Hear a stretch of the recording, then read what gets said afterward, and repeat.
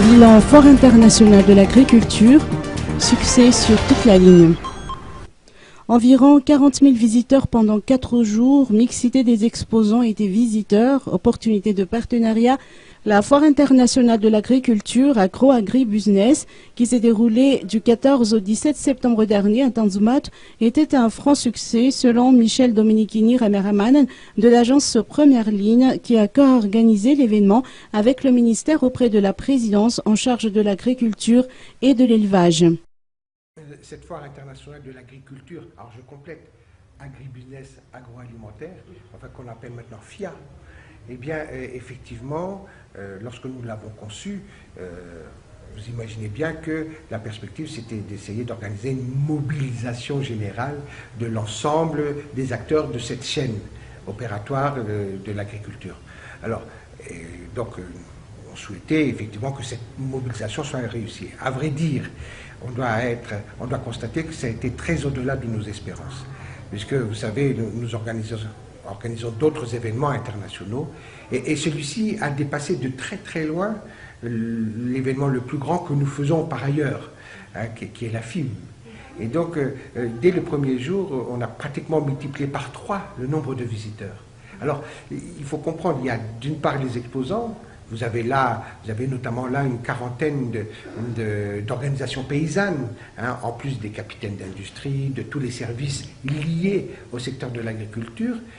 Mais tout ça, s'il n'y a pas de visiteurs et de clients, panzif, tenenias amtengas, comme on dit, les vrais clients, eh ben, ça ne peut pas fonctionner. Eh bien, ils étaient là.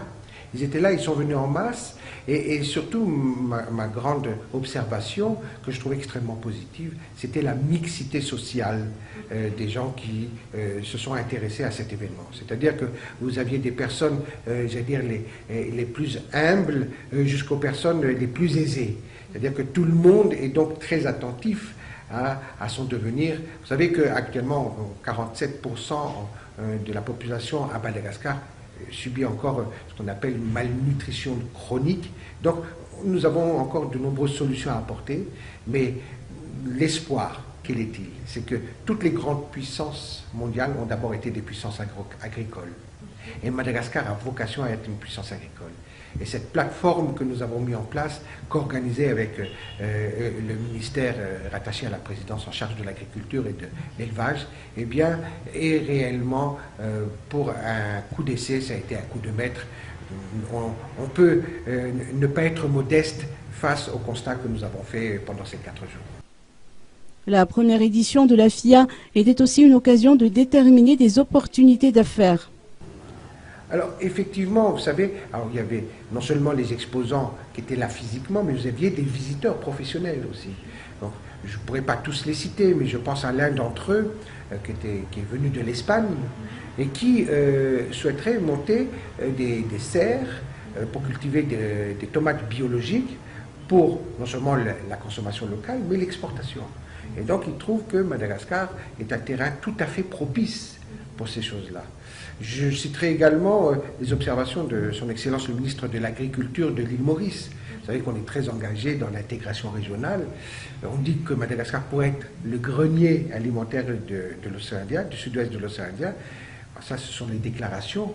Maintenant, il faut rendre effectif cette intention-là. Eh bien, il était là et le fait d'avoir revu cette mobilisation sans précédent l'a définitivement convaincu que Madagascar sera une solution aux problèmes qui se posent sur l'île Maurice, qui doit souvent faire venir de très très loin les aliments dont ils ont besoin, ne serait-ce que pour recevoir le 1 200 000 de touristes qu'ils ont chaque année. D'ores et déjà, Première Ligne donne rendez-vous aux visiteurs pour le prochain événement qu'elle organise, le Salon de l'Habitat du 19 au 22 octobre 2017.